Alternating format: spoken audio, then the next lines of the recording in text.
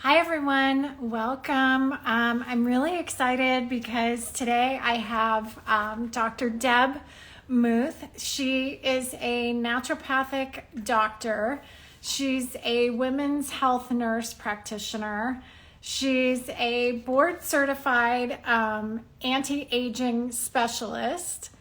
And I'm just going to bring her in. Hello, Dr. Deb. I hope you can see us. I There she almost panicked for a is. minute. It went away and I was like, no, what did I do now? I know it takes a minute to connect. So I was just reading a little bit of a bio about you. So this is Dr. Debra Muth. I was on her podcast, which was a huge honor. She's a naturopathic doctor. She's a women's health nurse practitioner. She's board certified anti-aging specialist. She is the host of the podcast Let's Talk Wellness Now, and she is the founder of Serenity Healthcare Center. Is that I all? think so. I hope so, right? That's a lot. So we met on your podcast, which I was originally on to talk about autoimmunity with you. And then we got off onto this whole other conversation about aging well in midlife and menopause. And so I wanted to bring you on because I think often in our culture, there's a narrative that once you hit menopause as a woman, it's Mhm. just a downward slope. And so tell us your perspective on Yeah. aging as a So woman. I love midlife. I've worked with midlife women for 20 years. And I think it's an amazing time of life for women. Um, a lot of women come Yes. into who they are as women in their 50s. Like it's finally like there's a freedom, there's an excitement of I have my life to live for me. Like they've raised their children, their marriages have done whatever they're going to do. And now it's like, I can focus on me. I can do things that I want to do. And instead of it being like the end of our life, I really see it as being an exciting time for our lives because we have this whole other half of our life to live at this point. And for many of us, it's an exciting time. You know, they get to do the things that they maybe couldn't do when they were younger, having children and raising a family. And now they get to focus on all those amazing things, whether it's gardening or going back to school or changing careers or just kind of being who they are or exploring who they are as women because we do change. You know, being a midlife woman compared to being a 20-something-year-old woman is very different. Our aspirations, our desires, what we Mm-hmm. find important in life tend to change as we get a little bit older, a little bit wiser, right? So it can Yeah. be a really exciting time Yeah. of life for us. It can also be a time of life where we shed a lot of things. Like many women that I meet Yes. end up going through a divorce at 50 something or 60 something. They've just decided, like, you know what? I'm not living the second half of my life the same way I lived my first half.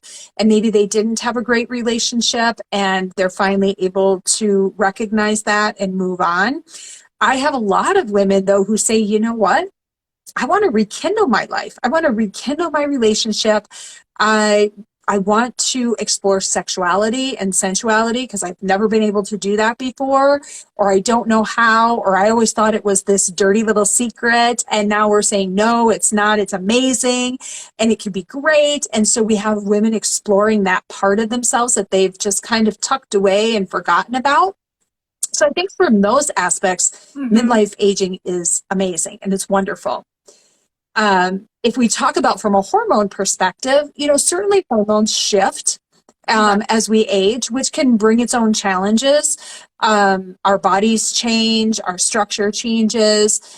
We go through different changes for sexuality. We have more vaginal dryness, more pain with intercourse, things like that. And so you have to be a little more creative to make things comfortable.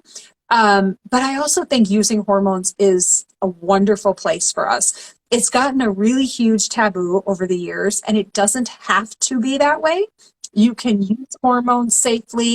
You can Right. use herbs. There's all kinds of things that we can do to regenerate ourselves and to slow down that aging process. So it doesn't have to be this abrupt, all of a sudden we're like our 90-year-old grandparents and, we don't like how we look. We don't like how we're aging, all of that. It doesn't really have to be that way. It can be done safely and effectively, and you can feel wonderful the whole time with it. Right. So I think I get a lot of questions from women who aren't quite sure what exactly is happening to their bodies. So can you give us, for Yeah. a very easy, understandable way, what's happening in perimenopause? What is perimenopause? And then what is menopause? What's happening Mhm. to us hormonally in that Absolutely. time So frame? menopause is defined as the absence of our period. Average age of menopause is 52, give or take Mhm. 2 years on either side. Perimenopause is defined as 7 to 10 years before menopause. So starting about age 35 is when we're going to start to see a decline in some of our hormones. And usually progesterone is the first hormone that declines. Progesterone is very calming. It's very Okay. euphoric. It just makes us go, whatever, I can roll with it. So in that late 30s, early 40s, when we start having disruptive sleep, we're a little bit more irritable, we're a little bit more anxious. It typically comes from that decline of progesterone. We don't start losing estrogen until about age 45 or 50, somewhere in that range. We're going to start to see that decline in estrogen. Estrogen is for women like testosterone is for men. Estrogen is our main hormone. It's our main driver. It prevents us from having hot flashes and night sweats and vaginal dryness, and helps keep our brain functioning well. So when we start seeing that decline, those are typically some of the symptoms you're going to start to see. For some people, they never have a Right. single hot flash. And other people are like drenched in sweats. They're miserable. They're off and on with their clothes all the time because they're hot and then they're cold and then they're hot. And they go through a pattern of irritability and moodiness, things like that, as those hormones start to shift. Now, we also have male hormones in our body. We call them androgens, testosterone, Right. DHEA. And DHEA is a mother hormone, so it helps us make all of our hormones. It peaks at age 20 and gradually falls from there. So it's responsible for giving us a lot of motivation and creativity and drive. So when that thing starts to decline, we start to lose our excitement for things that we used to love to do. And so replacing that can really be helpful for us to maintain that energy and vitality.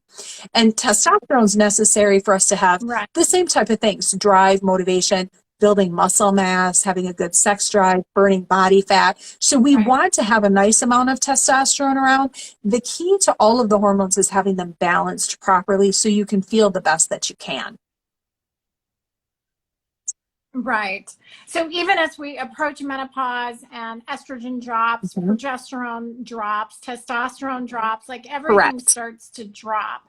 So are there any natural remedies that Mhm. you tell your patients that can be helpful? Things that people who are listening just in their daily life, what are some things that they could do to Absolutely. help So them diet through is this? always key. Our traditional American diet is probably the worst Mhm. thing for menopausal women because it makes all of the symptoms that we have in menopause worse. Sugar and alcohol typically trigger hot flashes. If anybody's ever had a glass of wine and they start having a hot flash, they've known that. So diet is key for one thing. And then exercise, I think, is always really good too. That helps balance those hormones. It helps make more testosterone. It helps make neurotransmitters that help our brain function better. But if we're looking at things like, I'm starting to have some Okay. hot flashes, I'm starting to have some night sweats, I don't really want to see a doctor, I don't really want to get testing done yet, I'm 45, what do I do? Well, there's a couple of things we can do. We can use things like chaste tree or black cohosh. Those are really great herbs that can help Mm-hmm. balance your hormones. Um, Evening primrose oil is another one that's really good. Black currant seed oil is really good. And then there's something called pregnenolone, which is a precursor hormone. So we actually make all of our hormones from cholesterol. So when these doctors are driving down our cholesterol and they want to see them, below 70, that is not good for our hormonal function. We won't make hormones if we're declining those lipids too low. So making sure that you're not doing that and you're Right. getting good hormone production out of your cholesterol, but then using something like pregnenolone can be a really nice help because we make everything from pregnenolone. So whatever the body feels like it needs, it can drive from that. And it can give you more energy. It can help you sleep a little bit better. When things are really getting a little deeper in and you're really struggling with those hormones, then you want to go into a little bit more specific hormone function. But in the beginning, a lot of times you can use those kinds of things and Right. they're really helpful. Right. Definitely.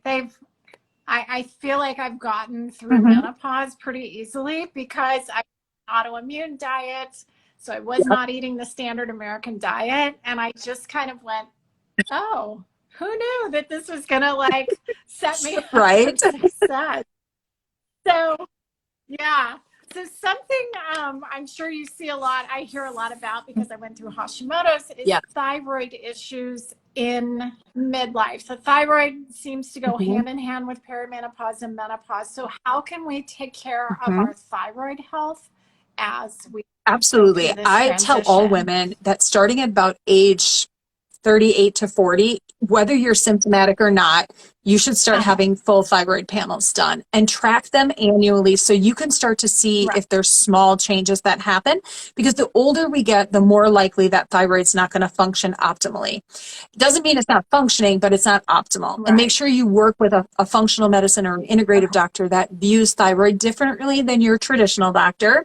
Because unless your TSH level is 5 or greater, and for some doctors, they won't do anything till it's 10, and then you're really far gone, you want somebody to catch that early enough to make it be optimal. But some of the things you can do, if you're kind of in that realm of thyroid, it's okay, but it's not great, and you have some thyroid symptoms, you're getting some dry hair, dry skin, dry nails, constipation, some hair loss, some fatigue, some weight gain, that kind of thing. You could start to use trace Mm-hmm. minerals that helps feed the thyroid. So things like zinc, selenium, Okay. iodine, and they make a trace mineral blend so you don't have to take all of those things individually. That's a really great help. Right. Cooking with herbs and things that create a lot of iodine, so like sea kelp, dulce, those kinds of things have a lot of iodine in them, and they're Mm-hmm. great things you can just sprinkle on your salad so you don't have to worry about having to eat seaweed. They make them in things that are palatable.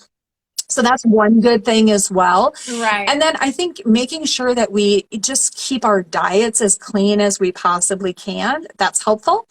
There are some different herbal things Mm-hmm. depending on whether or not your thyroid's too high function or too low function. We will get very specific with certain herbs like bladderwrack and a couple of others, but that you kind of have to work with somebody that really understands your thyroid. It wouldn't be a generalized thing, but trace minerals and iodine is a great place to start. Now, what about iodine if you have Hashimoto's? Do you have to be It's a careful mixed bag. So we've got or not? research on both sides. One says, yes, take it. One says, no, don't ever touch it. It really kind of depends. I would be careful adding iodine either way. Too much iodine can overstimulate the thyroid, and for some people, it can cause it not to function at all. Right. So you want to be careful, and you don't want to use a lot. Like if you're going to use iodine and you don't know where your iodine levels are, and maybe you don't know where your thyroid levels are at, I would start with a very small amount, like just a 6 milligram amount. Don't go real high in it. You just want enough to feed the body. You know, most of our soils these days are depleted of our trace minerals, including iodine, and Mhm. most of us avoid iodized salt Yeah. these days for a whole variety of reasons. So if you're doing that, you're not getting enough iodine in your diet typically. So adding that would be helpful. Himalayan sea salt is a good supplement to use for some of that too. But Mm-hmm. yeah, and just getting it in food sources with sea vegetables and seafood and things like that have a lot of good iodine in it. I live in what's considered the Goiter Belt capital of the world. We don't have seafood here. We don't have iodine in our soils. So most of the people that I'm seeing are iodine deficient. If you live on a place where you get a Right. lot of fresh seafood, you probably don't have an iodine deficiency if you're eating that. And then you don't have to worry quite so much about that. Right. Right. Well, I love that you brought up the point Mhm. about our soils are so depleted. And then we've all been trained into this like Yes. low Hmm. sodium diet, which it's you don't want to be eating the like Right. Hmm. Morton salt, right? The like all the the trace minerals have been Exactly. removed, right? They've added iodine to it, but they've taken out all the Yeah. other good things from it as well. Right. Right. So we shouldn't Right. fear We should not fear salt, salt. right? Absolutely. Salt is not hmm the problem. So another thing I've been seeing a lot and also have heard, I'm also a Pilates instructor, so I hear from clients who are in midlife. I'm seeing a lot of women being given hmm birth control, Yeah. Depo-Provera shots, all all kinds of stuff to mitigate the symptoms hmm of birth control. Can you talk to us about using that in Yeah. midlife and into, I mean, I have Yeah. clients into their 50s that Mhm. are still on birth control. What is your thought on, what So do I we would need to definitely stay know? away from Depo-Provera. It's probably one of the biggest problems that we've ever created in women's health. Well, one of them, not all, there's a lot of them, but it's one big one. And it creates a lot of problems for us. There's a lot of weight gain that comes with that. There's increased risks of cancer with it. It is not the best birth control option out there for people. Now, if you need birth control as an option going through menopause, then oral contraceptives can be a possibility. IUD can be another possibility that has very little hormone in it, which I think is a better option these days. But to just give women oral contraceptives and say, here, we're not going to give bioidentical hormones, or we're not going to give hormones at all anymore, but here, I'll throw this pack of pills at you and this will be fine and it'll get you through. Well, that's not really the answer either, because they haven't fixed their problem of giving hormones. And they haven't titrated the hormones for each individual person. They've just thrown something at a woman and said, here you go, you'll be fine. But that's typically what we've done for 100 years with women. We don't want to look at them as an individual. With men, we have no problems giving them testosterone like it's candy, or Cialis or Viagra or any of that. But for women, it's very different.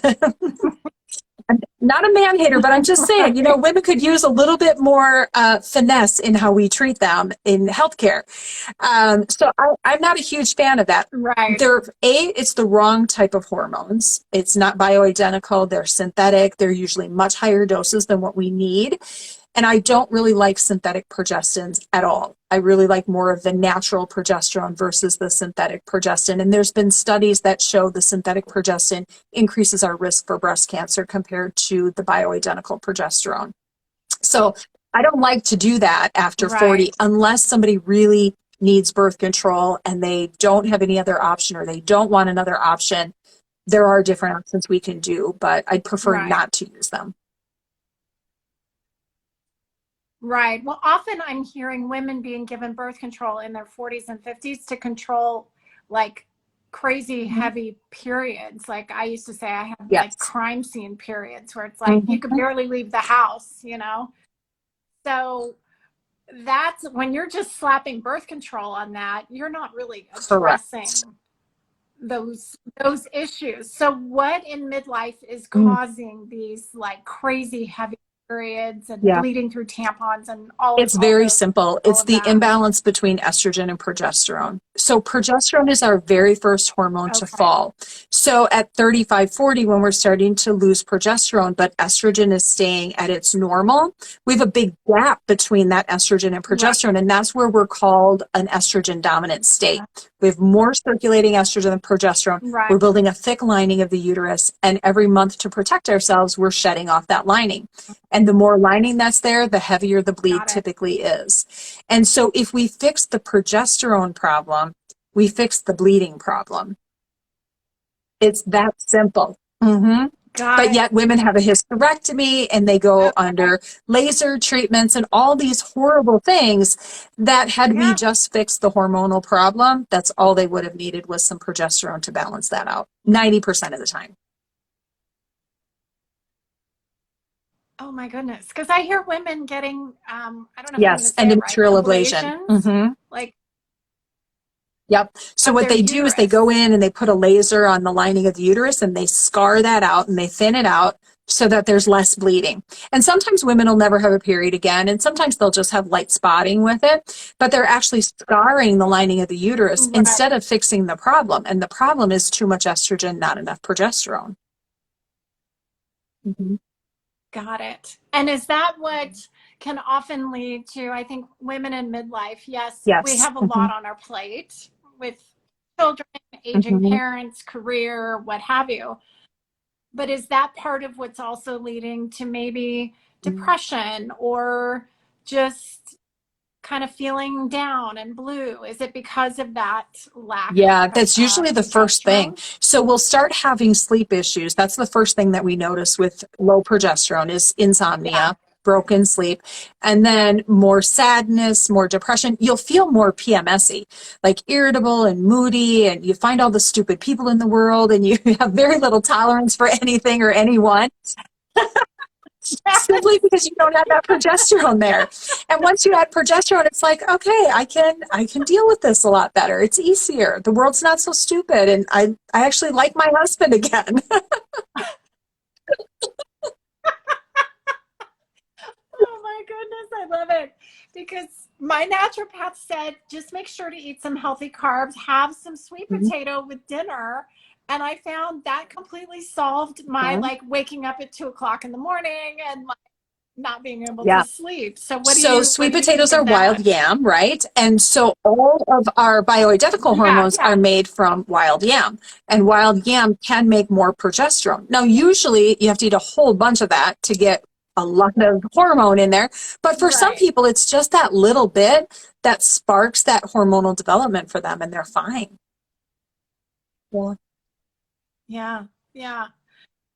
So I hear more and more about Yes. managing blood Hmm. sugar as we age and how this is so Hmm. important for overall health. So I'd love for you to speak to this, especially as midlife women. How is this important Absolutely. for So us? as we age, all men and women have more difficulty managing blood sugar. Okay. You can develop something called insulin Right. resistance. And as the hormones decline, that insulin resistance becomes worse. And basically, insulin resistance is that we're trying to produce more insulin to keep our blood sugar in check.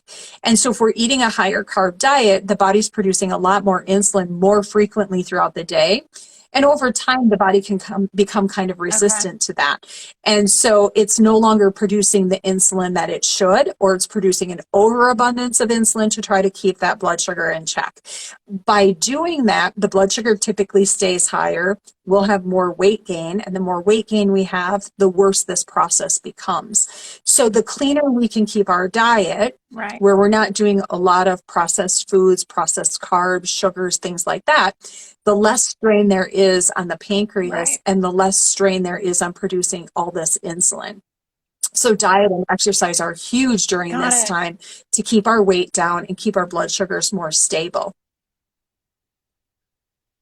Right. Because I think that's so many women tell me. It's like, oh my God, I woke up one morning, myself included, and all of a sudden you're like, wait, where'd this like Mm-hmm. tire come from? I didn't order this. Exactly. And part of that comes from that imbalance between estrogen and progesterone too. So when we're more estrogen dominant, we're going to have Right. more of that midsection weight gain. And it's that stubborn weight that just doesn't Right. go away. And then you start to see more cellulite buildup, more body fat buildup because you're losing your muscle mass. And if you don't have enough of your male Yeah. hormones to balance that out, you're going to become more like the Pillsbury Doughboy. You're going to be fluffy and soft instead of having more muscle. And no matter how much you work out, you're still going to have more of that soft fluffiness instead of that strong masculine muscle building. And if we have more muscle, we burn more fat and our blood sugars stay down more. So it's an Yes. entire process that works really well when it's working well, but when it's not, it's a problem all the way around the Yep. board. Right. Right. Mm-hmm. It is. It's very circular, right? It's like eat well, you need to sleep well, you need to move your Yes, body, you need to exactly. build muscle. I always say in midlife, you need to have money in the bank. You also need to have Yes, you do. muscle in the bank. It Like, is so true. like muscle is found, Exactly.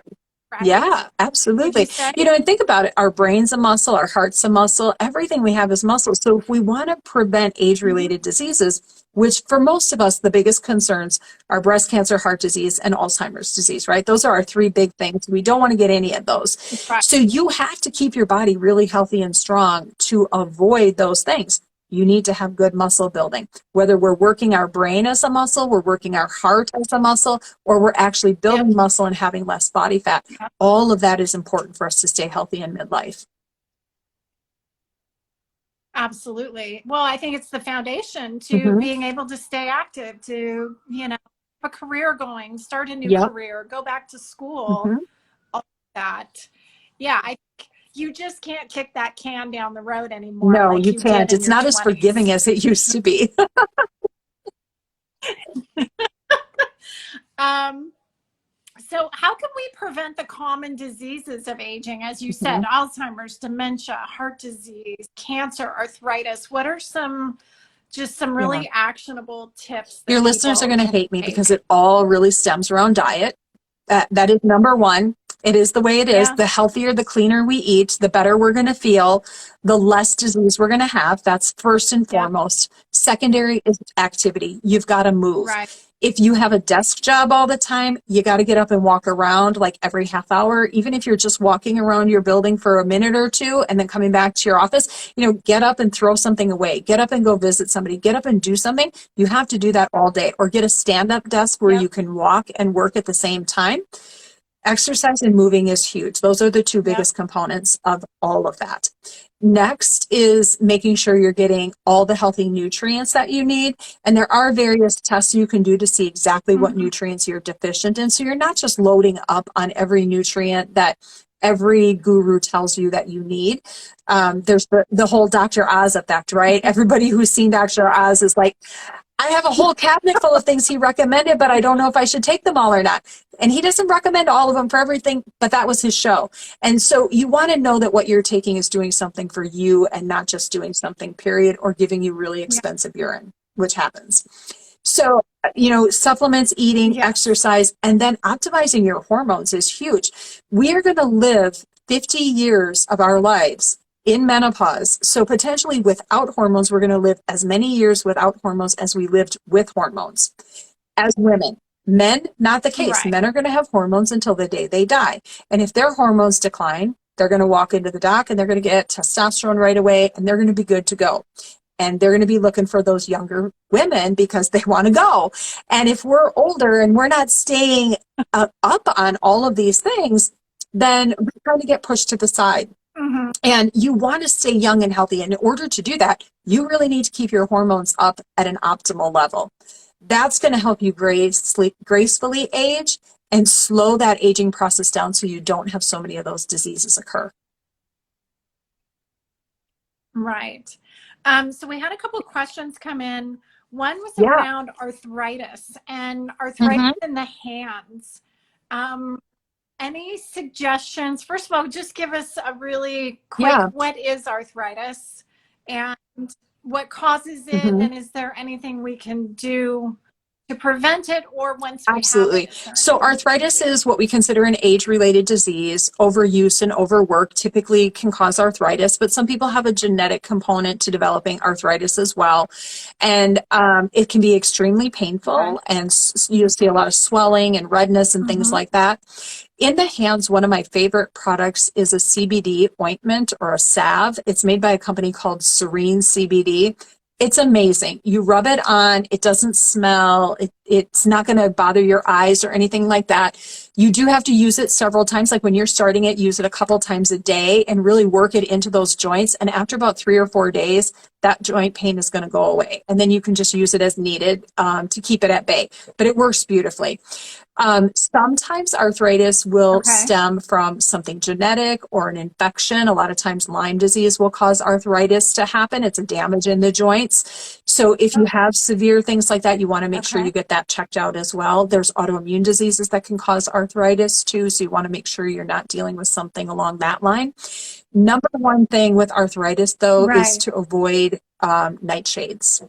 So tomatoes, peppers, potatoes, those kinds of things, they make arthritis worse. Okay. So if you can avoid the nightshade family, oftentimes the arthritis gets down to like 20% pain and that's it and it's gone. Yeah. Hmm. Wow. Okay. Good to know. We had another question come in from a woman who she emailed me and said her Hmm. TSH is off the charts. And I said, is that all they tested? Probably. So tell us why is it important? Because I Yes. know a lot of doctors, they just love Hmm. to test the TSH and then they throw a lot of levothyroxine at you and they just Yeah. raise it, raise it. So tell us why is it Yeah, important to so get a I full like to see a panel? full panel. So when we talk about a full panel, it's TSH, free T3, free T4, reverse T3, and then thyroid antibodies. Those are big ones that I want to see when I'm looking at a thyroid. When we're only looking at the TSH, the only thing it's telling us is how the brain is communicating with the thyroid. That's all it's doing. Is the brain telling my thyroid I need more or I need less? And a lot of doctors, they're taught that that's the only thing that matters. And then if the TSH is abnormal, they'll kick it out to do a T4. But then from there, they never look at a T4 again. They just keep giving Synthroid or levothyroxine and they measure the TSH and that's it. Mm-hmm. Your active form of thyroid is T3. And so if you're not able to convert T4 to T3, you have a problem. Now, if you think of T4 as the thyroid that circulates in the bloodstream, and T3 is what's available for your cells to use, that's where we have a problem. And a lot of people will have a problem where they can't convert T4 to T3 for a variety of reasons. They might have chemical toxicity or heavy metal toxicity, or they're lacking minerals, things like that. But once you identify that problem, if you can convert that T4 to T3 better, you're going to feel much better with that hormone. Because if all we do is give you Synthroid, which is a T4 only supplement, and your body can't make that T3, we're kind of making that problem worse and not necessarily making it better. You'll feel better, but you won't feel like you did before you had the problem. Absolutely. Yeah. I emailed this woman back and I said, I'm not a doctor, but I know from my own situation, my T4 Mm-hmm. wasn't converting to T3. I work on my Yes. liver, just Mm-hmm. supplements and foods and things like that. That got things working better. Lo and behold, I Exactly. didn't need the Mm-hmm. medication anymore. So let's Yeah. talk about liver too, because I feel like we talk a Mm-hmm. lot about gut health, right? That's become a topic, probiotics. I think people are really Yes. aware of gut health now. I think the liver doesn't get as much No. love and attention. Talk to us about health and Yeah, why we is need the to have liver liver so important? appreciation day. Yeah, our I liver's an agree. amazing organ. Without it, we can't live. Most people know that, but it's what helps us detoxify literally everything that we put in our mouth and sometimes things that we put on our skin. Mhm. So the liver has two phases to its Yep. detoxification pathways.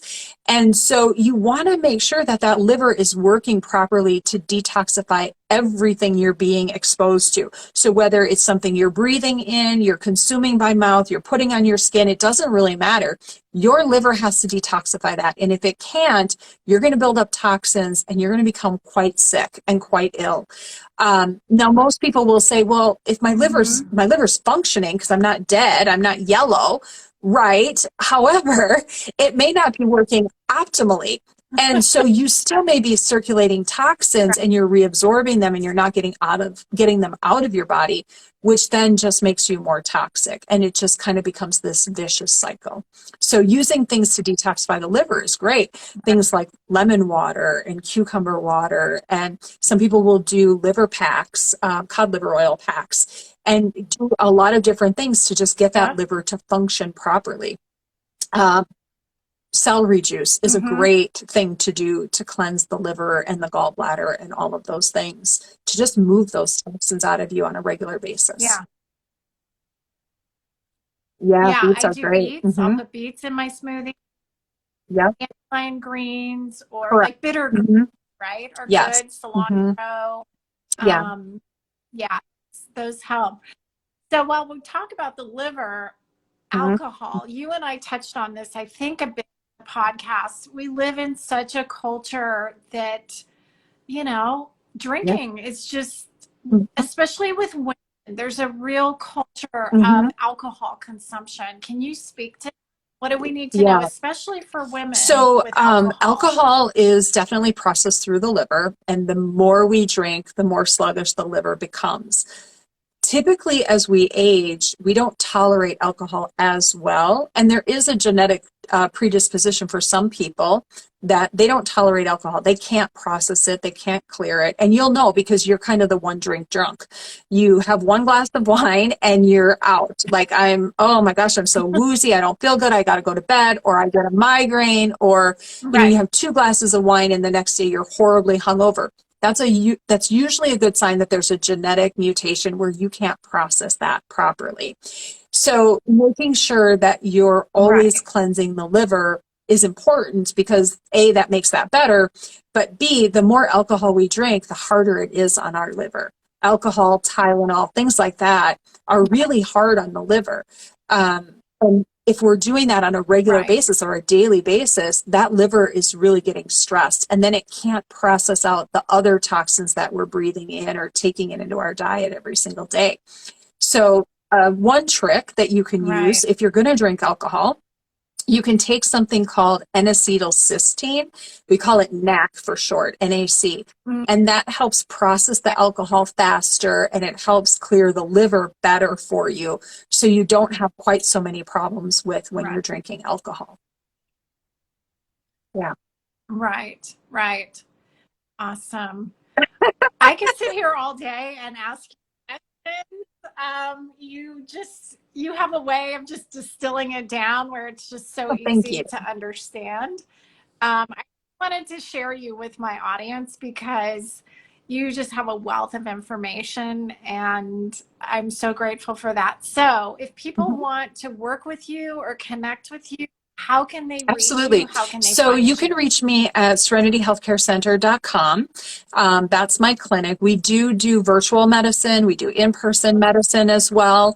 So you can Okay. reach out either by email or you can call us, and we're happy to walk you through whatever you've got going on and tell you if it's something we can help with or not. And if we can't help with it, we'll connect you with somebody that can help you with what's going on for you. Awesome. Well, Debra Muth, thank Thank you you. so, so much. This has been such a great conversation. I thank you. And I know a lot of people will gain a lot of value from this conversation. So thank you so much. I Thank you for really having me. appreciate This your was a time. blast.